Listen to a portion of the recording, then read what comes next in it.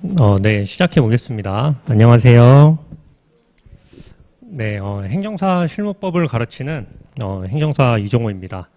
오늘은 이제 저번 주에 본 제 12회 이제 행정사 시험에서 실무법 기출풀이를 하고 총평하고 기출풀이하고 그리고 앞으로 공부를 어떻게 하셔야 될지에 대해서 좀 말씀을 드릴 거예요. 혹시 여기 계신 분들 중에 나는 아직 행정사 시험 공부를 시작하지 않았다 하시는 분 있으신가요? 그러면은 제가 조금 더 기초적인 것도 한번 설명을 드려볼게요.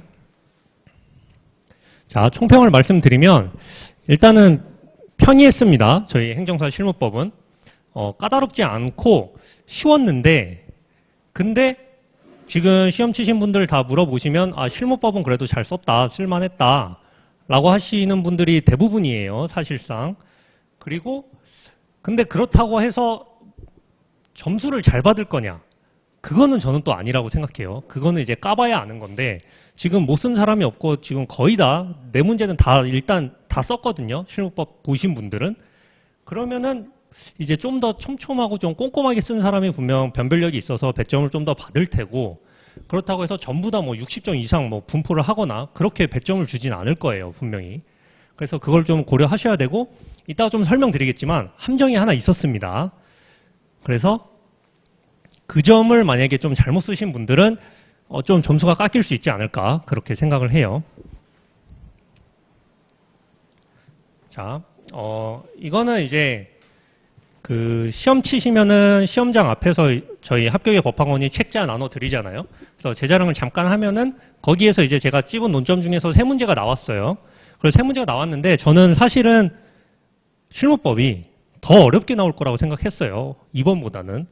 이번엔 솔직히 좀 너무 쉬웠고 한 6회 이전 수준으로 좀 나온 것 같아요. 개인적으로 좀 쉽게 나왔는데 근데 또 면밀히 따져보면은 배점이 그렇게 높을 것 같진 않아요. 그래서 결국은 제가 중요하다고 말씀드린 파트에서 대부분 나왔고 그래서 공부를 하실 때 어떻게 하면 좋은지 이따 뒷부분에서 설명드리겠습니다.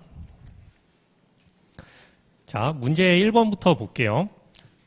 처음 하시는 분도 있으니까 이제 행정사 실무법은 문제 1번은 사례형으로 나와요. 그래서 사례형으로 나오고 나머지 2번, 3번, 4번은 행정사법 한 문제 그리고 비송사건 절차법 두 문제 이렇게 나오거든요. 그러면 사례형을 풀 때 당연히 물음부터 읽는 겁니다, 여러분. 이거는 문제는 먼저 읽는 게 아니에요. 물음부터 읽으면 보시면 물음 1, 의뢰 거부행위가 행정심판의 대상이 되는지 그 요건을 검토하고 그리고 거부행위에 대한 불복 방법으로 적합한 행정심판의 유형에 관하여 설명하시오. 이렇게 돼 있잖아요. 그러면 이거는 논점을 그대로 다 준 거죠. 그러면 이제 아시는 분도 있겠지만 20점짜리는 뭐다? 사례형에서 논점이 2개가 들어가 있다. 그래서 보면은 거부행위가 거부처분인지가 문제가 되는 거고 그리고 행정심판의 종류가 논점이 되는 거죠. 그래서 이 두 가지를 쓰면 되는 겁니다. 그래서 제가 그 나눠드린 프린트에 답안지 한번 볼게요.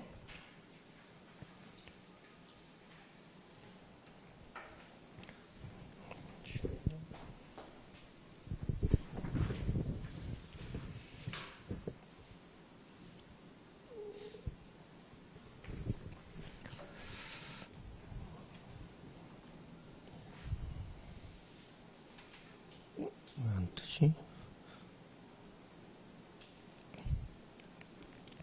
답안지 한번 볼게요. 답안지 보시면은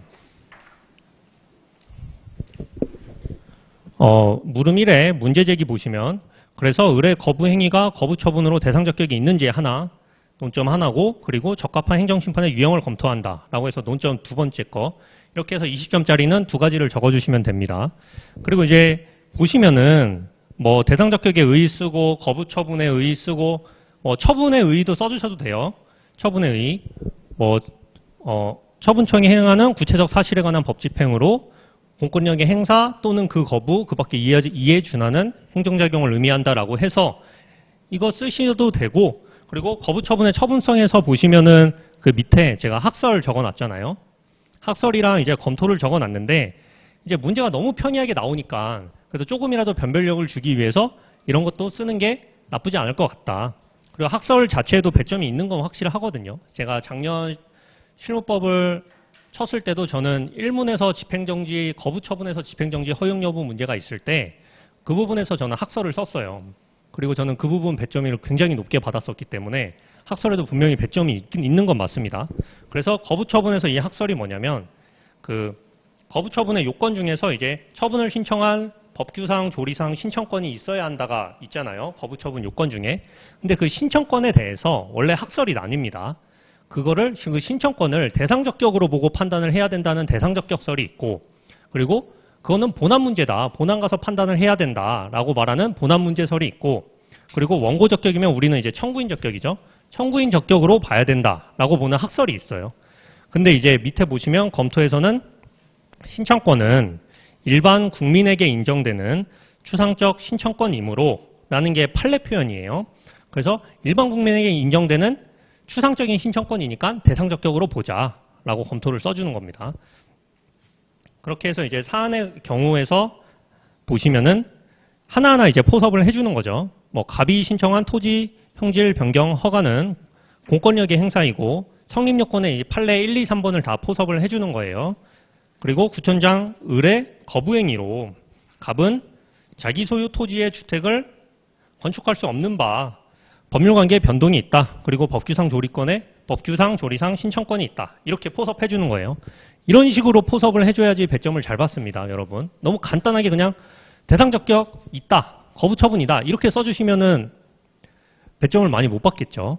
그죠? 그래서 중간에 있는 내용은 전부 다 암기를 해주시고 밑에 사안 해결을 쓰실 때는 암기한 내용들과 설문의 내용들을 조합을 해서 하나하나 포섭을 해주는 게 좋다. 그리고 행정심판 유형 보시면 이제 취소심판에 의의, 무효등 확인심판에 의의, 의무이행 심판에 의의 쭉 적어줬어요.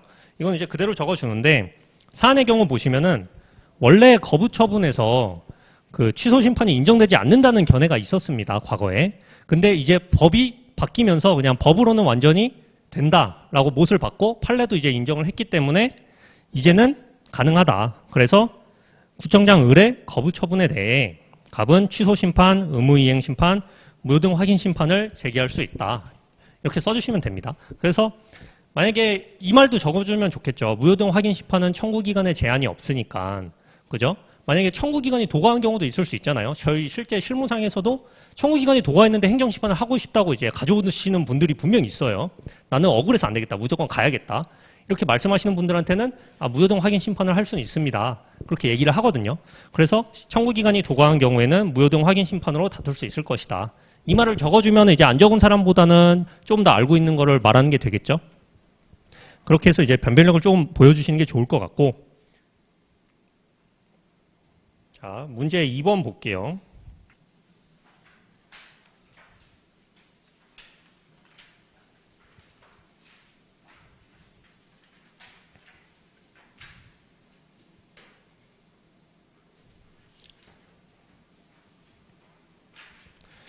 물음 2 보시면은 물음 2가 함정이 있었어요.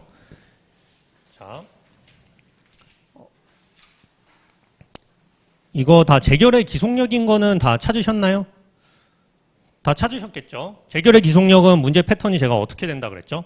이전에 무료특강 들어보신 분들은 아시겠지만 인용재결이 나오면은 나올 수 있는 게 뭐가 있다? 재결의 기속력이랑 직접처분, 간접처분, 간접강제 이 둘 중에 하나 나온다. 근데 읽어보면 다시 불허가 처분을 하였다라고 돼 있어요. 그럼 다시 한 거는 뭐다? 재결의 기속력이다.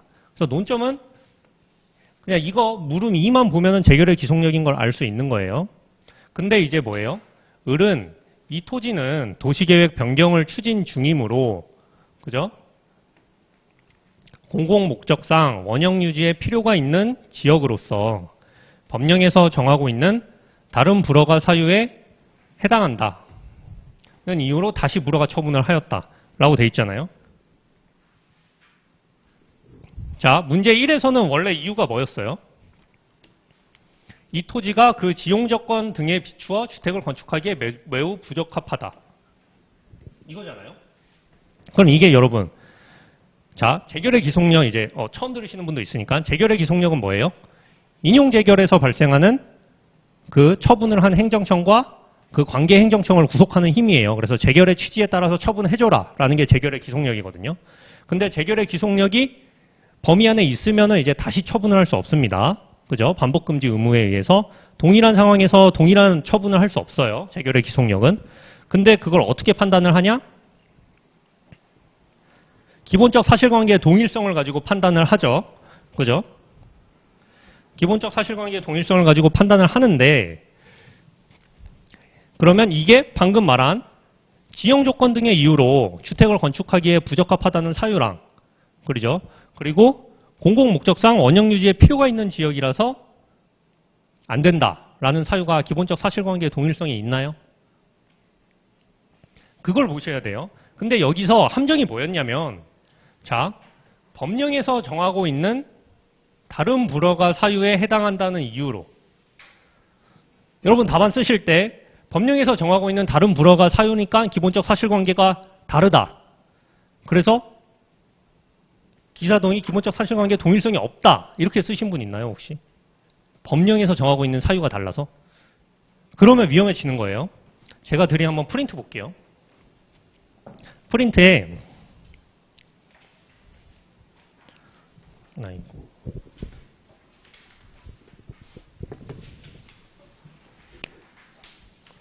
요거 있죠. 대법원 2008년 2월 28일 2007도 13791 판례. 이거 보시면 이제 판시사항 1번에 보면 자, 두 번째 줄 뒷부분에 근거 법령만을 추가, 변경하거나 당초 처분 사유를 구체적으로 표시하는 것이 허용되는지 여부 해서 적극 돼 있죠. 된다고 돼 있죠. 이게 이제 처분 사유 추가 변경 판례인데 처분 사유 추가 변경도 여러분 다 아시다시피 뭐예요? 기본적 사실관계의 동일성이 문제되는 논점이죠. 그래서 기본적 사실관계의 동일성이 있어야 뭐예요? 처분 사유 추가가 가능합니다. 아시죠? 근데 이거는 어떻게 했어요?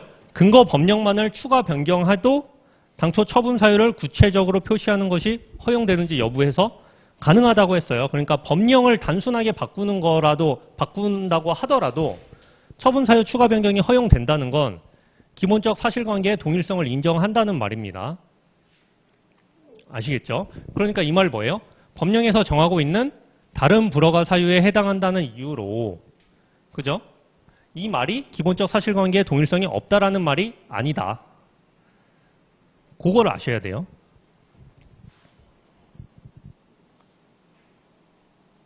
그게 차이가 있습니다.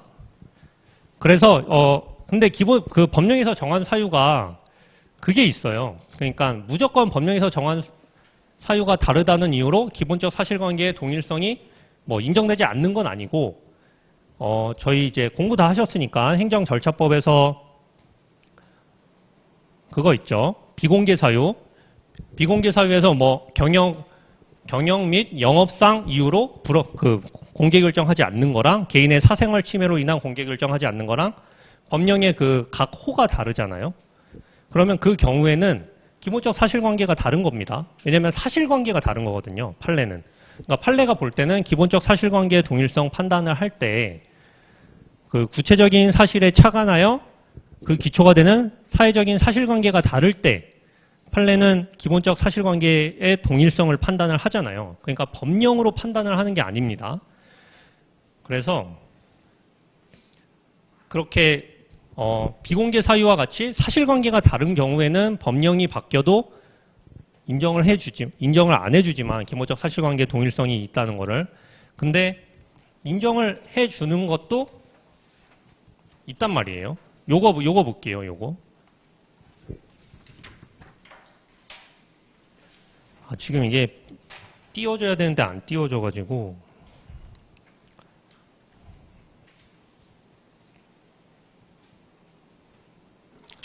자, 이거 보면서 진행할게요. 이거 제4조 토지용질 변경 등 행위허가 기준 등에 관한 규칙. 저희 시험에 나온 거예요. 이번에. 이게 국법이에요. 현재는 이제 개정돼서 이 법이 이제 없는데 국법의 제4조의 1항의 각 호를 보시면은 이제 각 호의 4조 1항 3호를 보시면 공공 목적상 원형 유지에 필요가 있는 지역 이렇게 써 있습니다.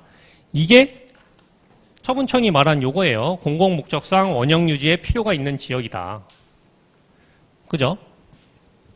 그래서 요걸로 거부를 했다. 근데 이제 각 호를 보시면은 내용이 1호 보시면은 뭐 환경, 풍치, 미관 등이 크게 손상될 우려가 있는 지역이면 이게 토지 형질 변경 허가를 안 해주는 사유에 해당하는 것들이에요. 각 호가.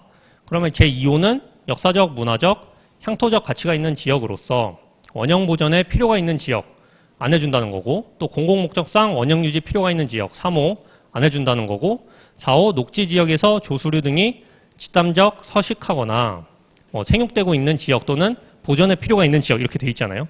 다 읽어보시면 뭐예요? 결국은 공공목적이죠. 공공목적. 그러니까 판례는 이거를 기본적 사실관계의 동일성이 있다고 본 거예요. 아시겠죠? 결국은 토지 형질 변경 허가라는 동일한 행위에 대해서 판례는 법률적 판단만 달리하는 거기 때문에 기본적 사실관계의 동일성이 있다. 그렇게 본 거고, 그래서 이게 처분사유 추가 변경 판례인데 원래는. 그래서 처분사유 추가 변경이 허용된다. 이렇게 갔던 거거든요. 근데 이제 저희는 재결의 기속력으로 나왔으니까 결국은 기본적 사실관계의 동일성이 있어서 다시 처분하는 것은 기속력의 저촉되므로 의뢰 거부 행위는 정당하지 않다. 이렇게 가는 게 판례대로는 맞습니다. 근데 이렇게 안 가셔도 돼요. 답안 보시면 아시겠지만 재결의 기속력 암기하면 쓰시는 내용들 있잖아요.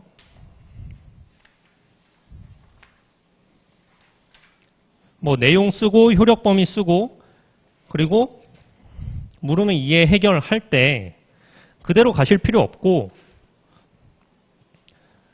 만약에 나는 이거를 기본적 사실관계가 동일하다고 보지 않는다. 지형 조건이 등의 이유로 해서 부적법해서 주택을 건축할 수 없다는 거랑 공공목적상 원형 유지에 필요가 있다는 사유가 나는 기사동이 없는 것 같다. 기본적 사실관계의 동일성이 없는 것 같다. 라고 생각을 하시면은 그렇게 가시면 됩니다. 논리만 맞으면 답안은 점수는 다 드려요. 근데 제가 아까 함정이라고 말했던 거는 법령에서 정하고 있는 다른 불허가 사유에 해당한다는 이유 이거 있잖아요. 그래서 법령에서 다른 불허가 사유로 거부했으므로 기본적 사실관계의 동일성이 없어서 이런 식으로 가면 안 된다는 거죠. 답안을 쓸 때. 그 점을 아시겠죠? 이런 식으로 가지 말고 애초에 말했던 당초 사유랑 이 공공목적상 원형 유지에 필요가 있는 지역이라는 사유가 기본적 사실관계의 동일성이 없어서, 그죠? 없어서 기속력에 저촉되지 않고 그래서 다시 불허가 처분하는 건 정당하다. 이렇게 가면 문제 없는 거예요. 아시겠죠? 그래서 그런 식으로 풀면 된다. 논리만 맞으면 되는데 이 다른 법령 때문에 제가 볼 때 잘못 쓰신 분들이 있을 것 같아서 그런 분들은 조금 위험할 수 있지 않을까 생각을 합니다. 그래서 이게 그나마 함정이라면 함정이었고 그 외에는 사실 문제들이 굉장히 평이했어요. 자, 문제 2번 볼게요.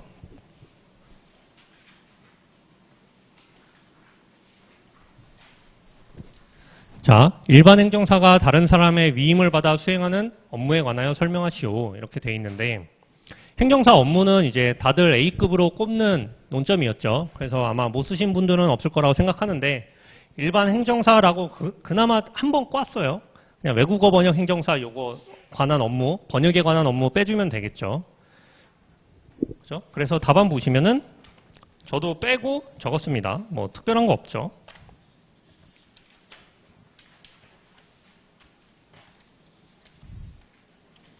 그래서 맨 처음에 행정사법의 목적 적어주고 그리고 일반 행정사 의 적어주고 그리고 업무 해가지고 의의를 저는 적어줬어요. 그래서 행정사 왜냐면은 문제에서는 위임을 받아 수행하는 업무에 대해서 적으라고 했으니까 그죠? 그래서 조문에 적혀있는 내용이거든요, 이게. 그래서 행정사는 위임을 받아 업무를 수행한다. 그래서 다만 다른 법률에 따라 제한된 업무는 할 수 없다. 이 말을 적어주고 이제 내용과 범위에서 업무를 다 적어줬습니다. 그리고 내용이 이제 분량이 너무 적으니까 금지 사항까지 같이 적어준 거예요. 그리고 행정사 업무 금지와 이제 비슷한 명칭 사용 금지 적어준 겁니다. 문제는 평이했죠. 그리고 비송사건 절차에서 이제 사실인정의 원칙과 방법에 대하여 설명하시오 돼 있는데, 이거 이제 1회랑 7회에 나온 논점이죠. 1회랑 7회에 나왔는데, 사실 이번에 나올 만 했죠. 왜냐면은 비송사건이 제가 특강에서 말했지만 총칙이 중요합니다, 여러분. 그래서 총칙을 공부를 하셔야 되는데, 지금 사실인정의 원칙과 방법에 대해서 하고, 이때 1회가 심리 방법에 대하여 쓰라고 나왔고 7회가 증거조사에 대해서 나왔어요. 증거조사에 관하여 쓰시오 이렇게 나왔거든요. 그리고 이번에 사실인정의 원칙과 방법에 관하여 설명하시오라고 돼 있어요. 그럼 결국 비송사건에서 심리에 있는 그 파트에서 분설해서 낸 거예요, 결국은. 그러니까 1회는 심리 방법 전부 다 적는 거였고 7회는 증거조사만 뽑아서 적는 거였고 이번에는 사실인정의 원칙과 방법을 적는 거였다. 결국 파트는 동일했다. 그래서 보시면은 답안 보시면 자, 비송사건의 심리 목차를 처음에 이렇게 잡았어요. 왜냐하면 심리의 큰 파트니까 심리로 목차를 하나 잡고 그리고 밑에 사실인정의 원칙 잡고 그리고 사실인정의 방법 이렇게 잡았습니다. 제가 아직 교재를 출간하지 않았고 제 수업을 들으시는 분들이 아직 없으니까 내용이 조금 다를 수는 있어요. 근데 여러분 비송사건은 이해를 하시면은 암기가 좀 쉬운데 단순 암기를 하면 좀 어렵거든요. 근데 비송사건이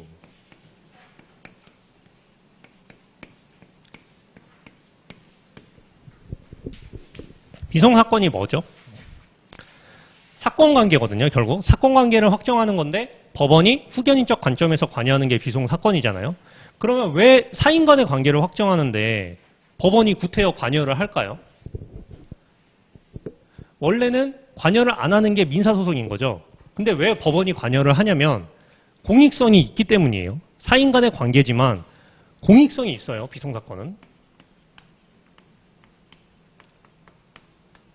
그리고 공익성이 있고 이게 개인과 개인 간의 관계보다 다수의 관계가 관련되어 있는 경우가 많아요, 비송사건이. 그래서 신속성을 중요하게 봅니다. 그래서 이 두 가지를 가지고 생각을 하시면 조금 쉬워요, 비송사건은. 그러니까 사인 간의 관계를 결정하는 건데 공익적인 색채가 좀 짙은 사건들을 비송사건으로 많이 하고 그리고 신속성이 필요한 거를 비송사건으로 많이 합니다. 그래서 내용을 보시면 자, 비송사건의 심리 보시면은 비송사건의 재판은 확정된 사실을 기초로 법률의 목적에 적합하게 사건관계를 형성하는 게 비송사건인 거예요. 그래서 심리는 신문에 의한다고 하는데 심리가 원래는 뭐예요? 민사소송에서 하는 거죠. 민사소송에서 이제 변론주의에 의해서 서로 대심해서 이제 다투는 거잖아요. 근데 신문은 재판장이 말 그대로 묻는 거예요. 그러니까 뭐예요? 공익성. 공익성이 중요하니까 재판장이 주도하에 이제 신문을 하는 겁니다. 아시겠죠? 그래서 사실인정의 원칙 보면은 결국은 공익성이 중요하니까 직권주의라는 말이 나오는 거고 그래서 자료 수집의 책임과 권한은 법원에 있다가 나오는 거고 또 직권 탐지주의는 뭐예요? 공익성이 있으니까 그죠? 그래서 절대적 진실 발견 요구가 있는 거고 그래서 필요한 경우 법원이 의도적으로 증거조사를 할 수 있다. 이런 직권 탐지주의가 나오는 겁니다. 이 공익성 때문에. 그렇게 생각하고 외우시면 조금 더 쉬워요. 그리고 사실 인정의 방법 하면은 그래서 이제 사실의 탐지와 증거조사가 있는데 증거조사는 이제 비송사건 절차법을 보시면은 인증과 감정에 관한 민사소송법의 규정을 준용한다라고 돼 있어서 원래 다른 증거조사 방법도 다 있어요, 민사소송에. 근데 인증과 감정만 민사소송법으로 규정을 해서 증거조사 절차를 따르는 겁니다. 그 외에는 전부 다 사실탐지로 보는 거예요. 그래서 사실탐지로 보고 제가 쓴 거 보시면은 강제력도 인정되지 않는다. 그리고 자료 수집에 적합한 형태로 하면 충분하다. 이런 말이 있죠. 이게 왜 있는 거예요? 이거 다 신속성 때문이에요. 신속성. 빨리 하려고. 그리고 촉탁도 증거조사인 증인 또는 감정인의 신문과 사실탐지는 촉탁할 수 있다. 남한테 맡기는 거고.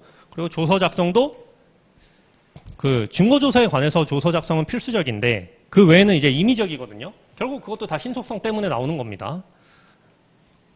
그리고 심증의 정도도 이제 원칙적으로는 증명으로 하는데 예외적으로 특별한 규정이 있으면 소명에 의한다라고 돼 있어요. 이것도 이제 그냥 단순히 암기를 하기보다 심증 정도도 여러분, 증명의 방식에 의하는 거는 이거는 이제 엄격한 그 절차에 의해서 증명을 해야 되는 거거든요. 그래서 이게 법관의 확신이 있어야 되는 겁니다, 원래.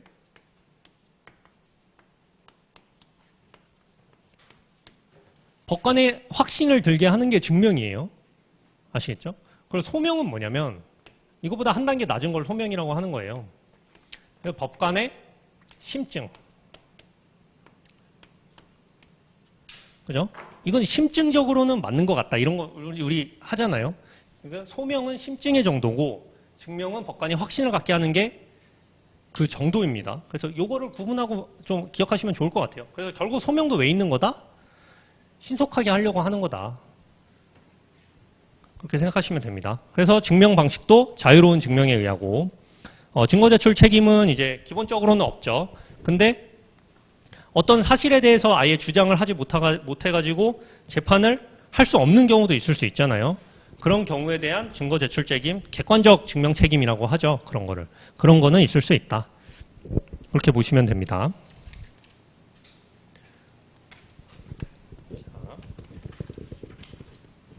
문제 4번 볼게요.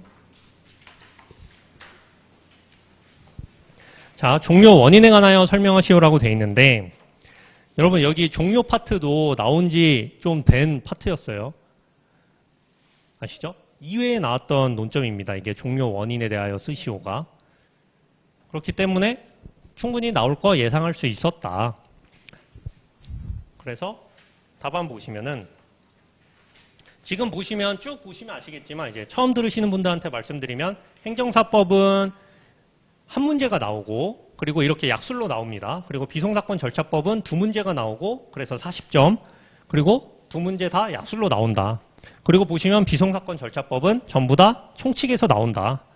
강론에서 나온 적이 지금까지 12회 역사 중에 딱 한 번 있어요. 재판상 대위.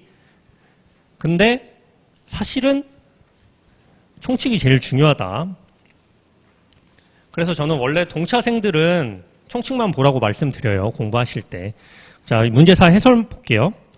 종료 사유에서 보면은 자, 세 가지로 나뉩니다. 종국재판에 의한 종료랑 당사자 행위에 의한 종료, 그리고 당사자 사망에 의한 종료 해가지고 이건 쭉 쓰시면 되는데 결국은 이제 암기한 걸 쓰시면 되는 내용인데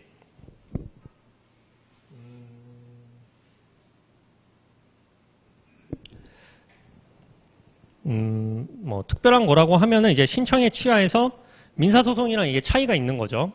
원래 신청 취하가 되는데 비송사건에서는 당사자 신청에 의해서만 절차가 개시되는 경우에 취하할 수 있다라고 돼 있어서 직권사건은 이제 취하되지 않는다라고 돼 있잖아요. 직권사건이 뭐냐면 법원이 직권으로 개시하거나 신청에 의하여 개시되는 거 아시겠죠? 신청 또는 법원의 직권에 의하여 개시되는 걸 직권사건이라고 합니다. 그래서 이 경우에는 취하가 안 된다. 그리고 신청 포기는 항고권의 포기만 되고 신청의 포기는 안 된다. 그리고 당사자 사망에 의한 종료도 민사소송이랑 차이가 이제 비송사건 절차법에서는 절차의 중단이 없잖아요. 중단이 없으니까 이제 당사자 이 비송사건에서 문제가 되는 그 권리 사건이 상속의 대상이 되는지 안 되는지를 기준으로 해서 판단을 합니다. 그래서 상속의 대상이 되면은 절차가 종료되지 않고 계속 진행을 하고 그리고 상속 대상이 아니면 이제 그 당사자가 사망했으니까 절차가 바로 종료가 되는 거겠죠. 그래서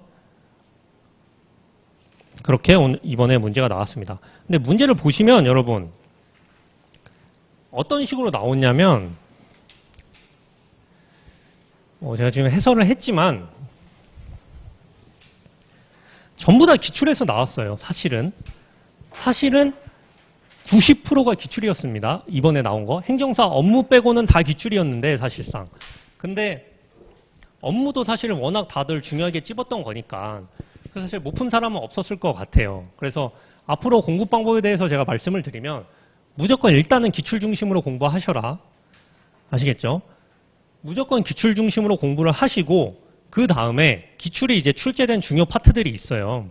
그 파트를 중심으로 이제 공부 범위를 넓혀서 공부를 하시는 겁니다. 그렇게 공부를 하셔야지 단기에 가장 빠르게 합격권에 갈 수 있어요. 아시겠죠? 올해 보시면 알겠지만 행정사 실무법도 그렇지만 뭐 다른 것도 기출에서 나온 거 또 나오고 그랬잖아요. 그거 보시면은 결국은 기출이 제일 중요하다.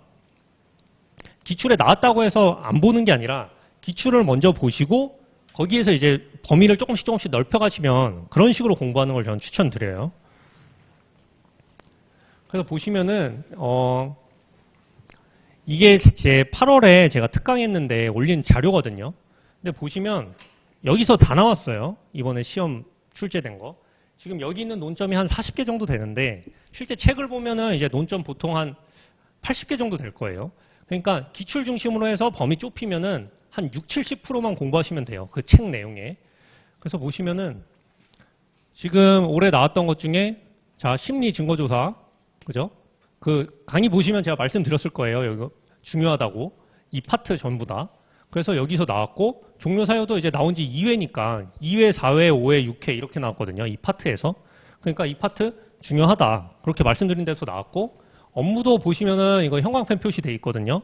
이거 전부 다 뽑고 있는 데다. 그래서 나올만 하다라고 말씀드린 데서 나왔고 그리고 재결의 기속력도 이거 제가 중요하다고 별표 친 자리거든요. 재결의 기속력도 그래서 나왔고 그리고 대상적격 나오면 무조건 거부 처분 아니면 부작위로 나온다. 그래서 거부 처분 나오면 무조건 대상적격 쓰는 거 생각하시라라고 제가 말씀드렸거든요. 거기서 다 나왔습니다. 그러니까 결국 공부를 하실 때 여러분이 어떻게 하셔야 되냐. 기출을 중심으로 공부를 하시고 거기서 범위를 넓히면서 공부를 하시는 게 좋다. 저는 이 방법이 맞다고 생각해요. 가장 빨리 합격하려면 이 방법이 가장 합격권에 빨리 올라갈 수 있습니다. 제가 이렇게 공부했고 그래서 저도 단기에 붙었고 지금 제가 올해 지도하는 분도 이렇게 했는데 지금 잘 보셨다고 해요. 결과는 나와봐야 알겠지만 이런 식으로 공부를 해야지 본 거를 계속 반복할 수가 있어요. 처음부터 너무 자세하고 이렇게 넓게 공부하시면은 반복이 안 됩니다. 주관식 시험은 같은 걸 계속 반복하면은 의외로 금방 수준이 올라오는 시험이거든요. 근데 방향을 잘못 잡고 너무 꼼꼼하고 넓게 공부하시면 이제 3,000포로 빠져서 오래 걸리는 시험이 될 수 있어요. 그러니까 공부 방법을 이렇게 잡고 공부를 하는 걸 추천드린다. 자, 남은 기간 잠깐 뭐 짧게 그냥 당부의 말 드리면 제가 상담을 좀 많이 받는데 그런 얘기 하시는 분들이 있어요. 이제 남은 기간에 이제 1차 시험 끝났는데 공부 어떻게 해야 되냐, 지금부터 공부해야 되냐 이렇게 말씀하시는 분들이 있는데 저는 어떻게 생각하냐면 일단 나는 2차 시험을 그래도 최선을 다해서 열심히 달린 것 같다. 그러면 저는 쉬라고 좀 말씀드립니다. 발표 때까지는 좀 쉬셔도 돼요. 그리고 여러분들이 생각하는 것보다 이 1년에 한 번 치는 중간식 시험이 정신력과 체력을 굉장히 많이 소모합니다. 좀 해보신 분들은 느낄 거예요. 그래서 정신력과 체력을 충전하는 것도 저는 수험 생활의 일부라고 생각을 하고 그래서 좀 먹고 싶었던 것 좀 드시고 그리고 만나고 싶었던 사람 만나시고 보고 싶었던 것들을 좀 보시면서 쉬시고 근데 그때 뭘 하셔야 되냐면 여러분 지금까지 내가 2차 시험 동안 공부를 할 때 어떻게 공부했는지를 좀 돌아보셔야 돼요. 그래서 좀 큰 숲을 한번 그려야 됩니다. 나는 이번에 이런 식으로 공부를 했는데 이번에 시험을 쳐보니까 이런 게 좀 부족했던 것 같다. 이런 걸 좀 보완해야 되는 것 같다. 나는 이번에 공부를 했는데 갈피를 못 잡아서 이 선생님 책 보고 이 선생님 책 보고 막 이렇게 갈팡질팡 하다가 마지막 한 달에 급해서 그냥 몰아붙였다. 그러면 이제 자기의 그런 잘못된 점들이 보일 거 아니에요. 계속 반출을 해보다 보면. 그런 것들을 좀, 이번에는 그럼 이렇게 공부하지 말아야지. 그리고 이번에는 이런 걸 좀 더 신경 써서 공부를 해봐야지. 그런 것들을 좀 생각을 하시는 걸 추천드려요. 그리고 12월에 발표 나면, 만약에 잘 되면 너무 좋겠지만, 만약에 잘 안 되더라도, 그럼 이제 그때부터 공부 계획 본격적으로 세워서 세부적으로 계획 짜면서 다시 수험생 모드로 돌입하시는 겁니다. 그렇게 해야지 또 내년에 시험 날까지 쉬지 않고 달릴 수 있어요. 제가 이전에 그 특강에서 그 설명회에서도 말했던 내용인데 마라톤과 같아요. 근데 여러분 마라톤은 당연히 그거 뭐 당연한 얘기지 누가 모르냐라고 물어보시는 분들이 많은데 그럼 마라톤을 여러분 완주를 하려면 어떻게 해야 되나요? 처음부터 전속력으로 달리면 당연히 완주 못합니다. 그러니까 지금부터 다시 나는 뭐 9 to 6 하겠다. 그러면은 힘들어요. 그러니까 처음부터 자기가 할 수 있는 공부량을 정해서 자기에 맞는 페이스로 꾸준하게 달리는 게 중요합니다. 왜냐면은 전속력으로 달리면 중간에 한번 퍼지거든요. 이 42.195가 마라톤에 우리가 합격하는데 필요한 공부량이라고 하면은 여러분 이거 등수는 중요하지 않습니다. 완주만 하면 붙는 시험이에요. 이 공부량만 채우면. 근데 이 공부량을 그러면 어떻게 채우냐? 처음부터 전속력으로 달리면 중간에 달려가다가 분명 중간에 한번 퍼집니다. 그죠? 무조건 슬럼프가 와요. 너무 이제 잠 줄여가면서 열심히 하시는 분들 보면은. 근데 이렇게 퍼지면은 다시 몸 추스리고 다시 일어나서 열심히 하기가 쉽지가 않아요. 그거 느껴보신 분들 아시겠지만. 그래서 자기가 지치지 않을 정도로 수면도 적당히 좀 취해 주시면서 꾸준하게 달리시는 게 중요합니다. 주변 사람 좀 신경 쓰지 마시고 자기 페이스에 맞게 그렇게 공부하시면은 완주만 하시면 붙을 수 있는 시험이기 때문에 그렇게 하셨으면 좋겠고요. 그리고 결과가 어떻게 될지 모르겠지만 이제 여기 오신 분들 모두 좋은 결과 얻으셔서 내년에 볼 수 있기를 응원하겠습니다. 감사합니다.